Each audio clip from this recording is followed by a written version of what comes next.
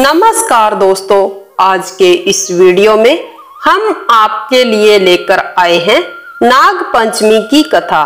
दोस्तों, चैनल को सब्सक्राइब अवश्य कीजिएगा। एक राजा था जिसके 7 पुत्र थे।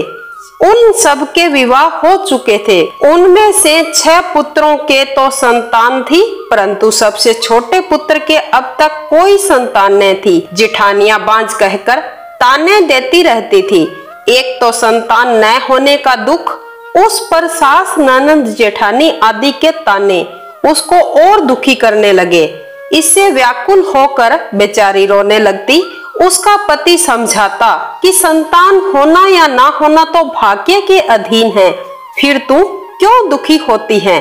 वह कहती, मुझे सब लोग बांझ कहकर मेरी नाक में दम किए हैं। पति बोला, दुनिया बकती है, बकने दे, मैं तुझे कुछ नहीं कहता, तो मेरी ओर ध्यान दे और दुख को छोड़कर प्रसन्नता पूर्वक जीवन यापन कर। पति की बात सुनकर उसे कुछ सांत्वना तो मिलती, परंतु फिर जब कोई ताने देता तो वह रोने लगती। इसी प्रकार एक दिन नाग पंचमी आई। चौथ की रात को उसके स्वप्न में नाग देवता दिखाई दिए। उन्होंने कहा, बेटी, कल नाग पंचमी है, अगर तू हमारा पूजन करेगी तो तुझे पुत्र रत्न की प्राप्ति होगी। यह सुनकर वह उठकर बैठ गई और अपनी सारी बात पति देव को बताई। स्वप्न का हाल सुनाया।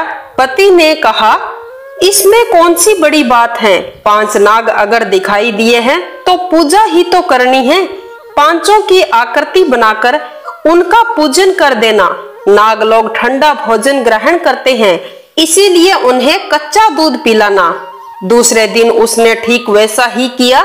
नाग देवता ने छोटी बहू की पूजा से प्रसन्न होकर उसे पुत्र प्राप्ति का वरदान दिया और 9 माह बाद सुंदर पुत्र की प्राप्ति हुई। दोस्तों, इसकी एक छोटी सी कहानी और है। किसी राज्य में एक किसान परिवार रहता था। किसान के 2 पुत्र, 1 पुत्री थी। एक दिन हल जोतते समय हल से कुचलकर नाग के 3 बच्चे मर गए। नागिन पहले तो विलाप करती रही, फिर उसने अपनी संतान के हत्यारों का बदला लेने का संकल्प लिया और रात्रि को अंधेरे में किसान के घर जाकर उसकी पत्नी और 2 लड़कों को डस लिया।